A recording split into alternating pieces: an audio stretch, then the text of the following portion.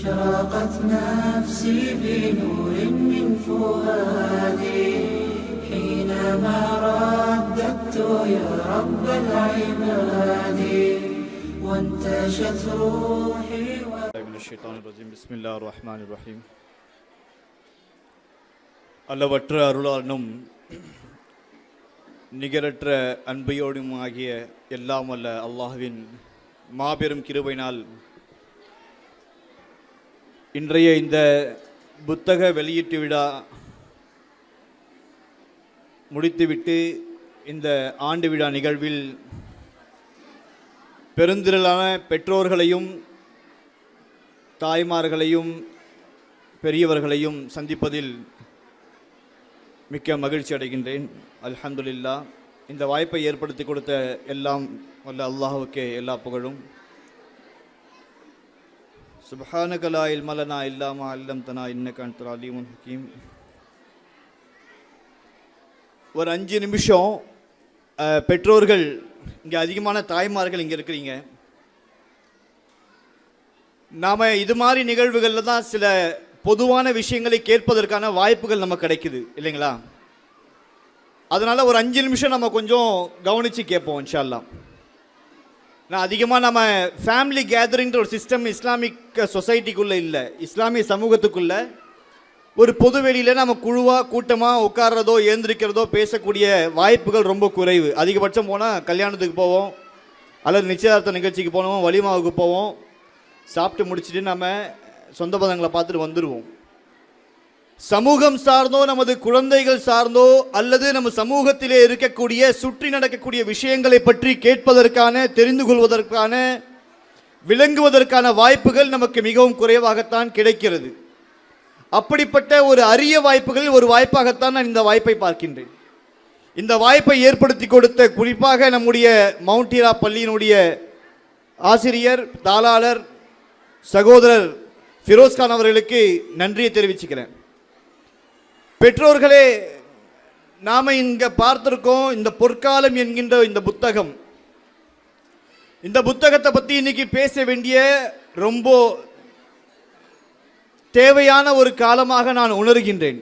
பேச வேண்டியது மட்டுமல்லாமல் எப்படி நம்முடைய வீடுகளிலே நாம் குரானை வைத்திருக்கின்றோமோ, எப்படி குரானை படிக்கின்றோமோ, ஆனால் குரானுடைய தஃப்சீரை நம்ம எடுத்து அதோட தஃப்சீரோட சேர்த்து படிக்கிறோமான்றது அது ஒரு விவாதம், அது ஒரு கேள்வி நமக்குள்ளே இருக்குது. விளங்கி படிக்கிறோமான்ற ஒரு விஷயமும் இருக்குது. ஆனால் அப்படிப்பட்ட இடத்தில் இந்த பொற்காலம் என்கின்ற இந்த புத்தகமும் நம்முடைய வீடுகளிலே இருக்க வேண்டிய ஒரு மிக முக்கியமான புத்தகம். அது மட்டுமல்லாமல் ஏன் இந்த புத்தகம் நம்முடைய கரங்களிலே தவழ வேண்டும், நம்முடைய கைகளிலே இருக்க வேண்டும் என்பதை நாம் புரிந்து கொள்ள வேண்டும். It is a directory. இது ஒரு வழிகாட்டு புத்தகமாக நான் பார்க்கின்றேன். ஒரு தன்னம்பிக்கை. It gives us confidence, it gives us hope. ஒரு தன்னம்பிக்கையை கொடுக்கக்கூடிய ஒரு புத்தகமாக நான் பார்க்கின்றேன். ஏன்னா நாம இன்னைக்கு செய்தித்தாள்களே படிப்பதற்கான வாய்ப்புகள் இல்லாத ஒரு சூழலில் நம்ம உட்கார்ந்துட்டு இருக்கோம். வாய்ப்புகள் இருந்தும் அந்த வாய்ப்புகளை பயன்படுத்தாத ஒரு சூழல் நம்ம இன்று அமர்ந்து கொண்டிருக்கின்றோம். அப்படிப்பட்ட நேரத்தில் இது வெறுமனே ஒரு 86 பக்கங்கள் நிறைந்த ஒரு புத்தகம். இந்த புத்தகத்தை ஒரு சுருக்கமாகத்தான் கொண்டு வந்திருக்கின்றார். இந்த புத்தகத்தை சுருக்கமாக கொண்டு வருவதற்காக வேண்டி இந்த ஆசிரியர் அவர்கள் சினாப்சிஸ்ல தரவுகளில் கொண்டு வந்திருக்கக்கூடிய புத்தகம் பார்த்தீங்கன்னா 7 புத்தகங்களை படித்து 7 புத்தகங்களை தாண்டி பல புத்தகங்களையும் ஆய்வுகளையும் தரவுகளையும் செய்திகளையும் படித்து அந்த புத்தகங்கள் எல்லாம் படித்ததின் வெளிப்பாடாகத்தான் இந்த 90 பக்கம் 86 பக்கமாக சுருக்கமாக நம்முடைய கைகளிலே கொடுத்திருக்கின்றார்.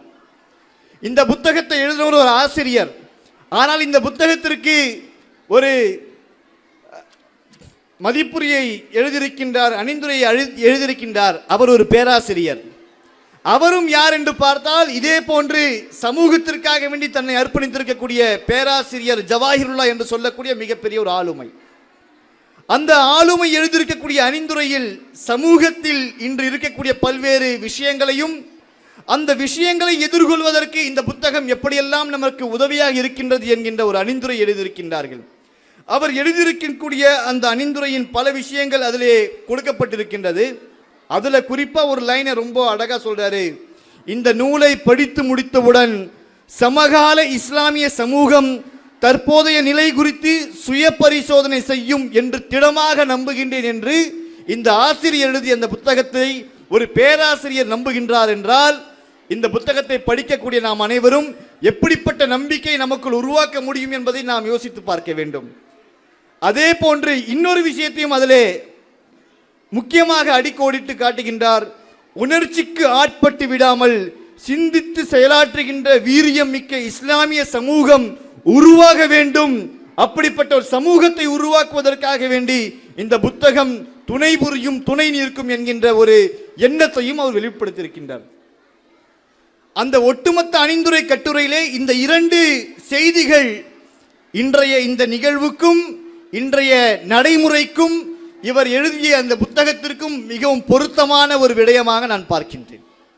ஏன்னா இன்னைக்கு எது எடுத்தாலும் நம்ம பொதுவாகவே நாம் அதை ரியாக்ஷனரி மோட்ல போறோம் என்ற ஒரு குற்றச்சாட்டு நம் மீது வைக்கப்படுகின்றது.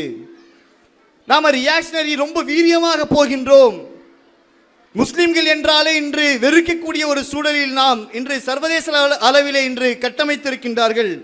இப்படிப்பட்ட பல்வேறு தவறான பிரச்சாரங்கள் இஸ்லாமியர்களுக்கும் முஸ்லிம்களுக்கும் முஸ்லிம்களின் அடையாளங்களுக்கும் முஸ்லிம்களை அடையாளங்களை பிரதிபலிக்கக்கூடிய பள்ளிவாசல்களுக்கும் தர்காக்களுக்கும் கல்வி நிலையங்களுக்கும் மதரசாக்களுக்கும் இன்று ஒரு விதமான பயமான சூழல், பொய்யான பிரச்சாரங்கள் உருவாக்கி விட்டிருக்கக்கூடிய இந்த சூழலில் இந்த பொற்காலம் என்கின்ற இந்த புத்தகம் பல்வேறு விடை கொடுக்கின்றது.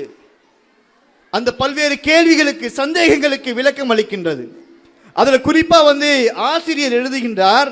குறிப்பாக 2011ஆம் ஆண்டில் ட்வின் டவர் பிளாஸ்ட் என்று இரட்டை கோபுரங்கள் அமெரிக்காவிலே தகர்க்கப்பட்டது. செப்டம்பர் 9ஆம் தேதி அமெரிக்காவிலே தகர்க்கப்படுகின்றது. இவர் ஆசிரியர் பாருங்க எவ்வளவு முற்போக்கு சிந்தனையா இருந்தா, ஒரு வரலாற்றிலிருந்து ஒரு 100 வருஷம் ஒரு 400 வருஷத்துக்கு முன்னால இருந்து அந்த விஷயத்தை கொண்டு வராமல் சமீப காலத்தில் இந்த தலைமுறைக்கு முன்னால் நடந்த ஒரு மிகப்பெரிய ஒரு சவால், அந்த சவாலை ஒட்டி அவருடைய ஆசிரியருடைய உரையை தொடங்குகின்றார். அந்த செப்டம்பர் 9ஆம் தேதி நடந்த அந்த இரட்டை கோபுரம், அந்த தாக்குதலுக்கு பிறகு சர்வதேச அளவிலே முஸ்லிம்களுக்கு எதிரான பல்வேறு சூழ்ச்சிகள் பின்னப்படுகின்றது. புர்கா போட்டவர்கள் மீதும், தொப்பி போட்டவர்கள் மீதும், தாடி வைத்திருப்பவர்கள் மீதும், ஜுப்பா அணிந்து வெளியிலே செல்பவர்கள் மீதும், இஸ்லாமிய பிரச்சாரங்களை செய்பவர்கள் மீதும், இஸ்லாமிய கல்வி நிலையங்கள் மீதும், இவர்கள் எல்லாம் இந்த மனித குலத்திற்கு எதிரானவர்கள் என்கின்ற பிரச்சாரத்தை கட்டவிழ்த்து விட்டிருக்கக்கூடிய ஒரு பிரச்சாரத்தை அந்த ட்வின் டவர் பிளாஸ்ட் இரட்டை கோபுர தாக்குதலுக்கு பின்பு சர்வதேச அளவில் உருவாக்கப்பட்டது. இஸ்லாமியர்கள் என்றால் தீவிரவாதிகள் என்று சொல்லக்கூடிய ஒரு மிக மோசமான பிரச்சாரம் கட்டவிழ்த்தப்பட்டது. அப்படிப்பட்ட அந்த தாக்குதலுக்கு பிறகு உலகமே இஸ்லாமியர்களை பார்த்து பயந்து கொண்டிருந்த பொழுது அங்கே ஒரு கூட்டம் நடைபெறுகின்றது. செப்டம்பர் 9ஆம் தேதி தாக்குதல் நடக்கின்றது. அதே ஆண்டு அதே மாதம் செப்டம்பர் 26ஆம் தேதி அமெரிக்காவிலே பல்வேறு கார்ப்பரேட் கம்பெனிஸ் உடைய சிஇஓக்கள், முதலாளிகள் எல்லாம் ஒன்று சேர்ந்து ஒரு கூட்டம் நடத்துகின்றார்கள். அந்த கூட்டத்திலே ஹெவ்லெட் பேக்கர்ட் என்று சொல்லக்கூடிய ஒரு நிறுவனத்தின் செயல் அதிகாரி, மேனேஜிங் டைரக்டர், அவர் கர்லி பியோரினா என்று சொல்லக்கூடியவர் ஒரு உரை நிகழ்த்துகின்றார். அவர் நிகழ்த்துகின்ற உரையின் சாராம்சம் என்னவென்றால், ஒரு காலத்தில் உலகின் மிகச்சிறந்த நாகரிகம் ஒன்று இருந்தது. அது அனைத்து பெருங்கடலையும் சூழ்ந்த ஒன்றாக, பாலைவனங்களையும் குளிர் பிரதேசங்களையும் ஒரு சேர உள்ளடக்கிய ஒன்றாக விளங்கியது. அப்படி என்று தொடர்ந்து அது பேசிக்கிட்டே வரார். பேசிக்கிட்டே வரும்பொழுது அவர் சொல்லுகின்றார், அந்த சமூகம் எதுவெல்லாம் இந்த உலகத்திற்கு கொடுத்திருக்கின்றது என்றால், புவியீர்ப்பு விசையின் தாக்கத்தை, கிராவிட்டி, ஃபோர்ஸ் ஆஃப் கிராவிட்டி என்கின்ற ஒரு தாக்கத்தை மீறிய கட்டடங்களை வடிவமைத்தனர். கணினியை கண்டுபிடிக்கவும் என்கிரிப்ஷன் எனப்படும் குறியாக்கத்தை, சைன் லாங்குவேஜஸ் சாத்தியப்படுத்திய அல்ஜீப்ராவையும் அல்காரிதத்தையும் இந்த பேரரசின் கணிதவியலாளர்களை கண்டுபிடித்தனர் என்று இஸ்லாமிய பேரரசின் வரலாற்றை அந்த சிஇஓ அவர்கள் அந்த கூட்டத்திலே முன்வைக்கின்றார். அதனுடைய தொடர்ச்சியாக சொல்லுகின்றார், அந்த சமூகம் இருக்கின்றதே, அந்த மக்கள் இருக்கின்றார்களே, அவர்கள் புதிய சிந்தனைகளுக்கு முகம் கொடுத்து பிற தேசங்கள் அஞ்சிய போது இத்தேசமே புதிய சிந்தனைகளை ஆரத்தழுவி உயிர்ப்புடன் வைத்தது. கடந்து போன நாகரங்களின் அறிவை அழித்தொழிக்க பிற தேசங்கள் ருத்ரதாண்டவம் ஆடிய போது, இது இன்றைய இந்திய சூழலுக்கு மிக பொருத்தமான ஒரு செய்தியாக நான் பார்க்கிறேன். கடந்து போன நாகரிகங்களின் அறிவை அழித்தொழிக்க பிற தேசங்கள் ருத்ரதாண்டவம் ஆடிய போது, இந்த நாகரிகமோ அத்தகைய அறிவை பாதுகாத்ததோடு பிறருக்கும் அந்த அறிவை கடத்தி சென்றது.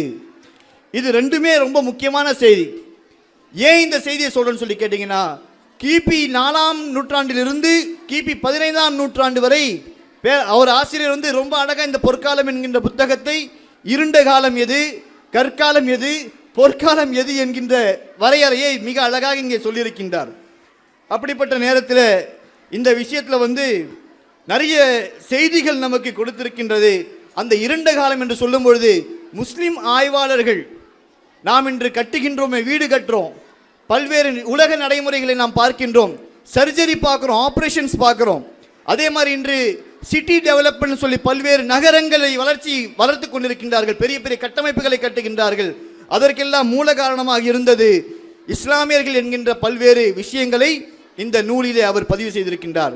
சரி, இந்த நூலை அவர் பதிவு செஞ்சதில் நமக்கு என்ன பிரயோஜனம்னு சொல்லி கேட்கிறோம். நமக்குள்ள ஒரு நெகட்டிவிட்டியை வந்து திட்டமிட்டு வளர்த்து கொண்டிருக்கின்றார்கள்.